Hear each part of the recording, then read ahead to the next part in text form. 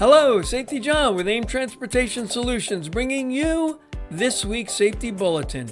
The summer season has begun, school is out, vacations have started, and with that comes traffic difficulties.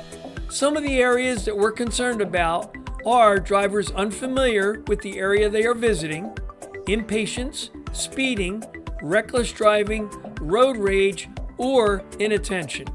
And last, work zones are becoming active, causing delays and congestion. So how can we prepare for these concerns? Well, it could start by driving defensively.